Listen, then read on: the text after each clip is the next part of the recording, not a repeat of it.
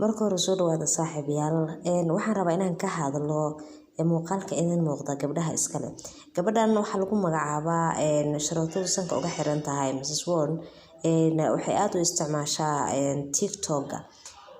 Baryahan dambe waxay hore u joogtay magaalada Nairobi, balse baryahan dambe waxa ay joogtay magaalada Muqdisho. 3 maalin ka hor mase 2 maalin ka hor ayaa asxaabteeda gabadha la fadhisay ka mid tahay hab la yiraahdo waxa ay sheegeen in la afduubtay, balse wax familkeeda ay kama isna hadlin. Maanta oo ay dhaheen waa helnay, bal ila dhageysta.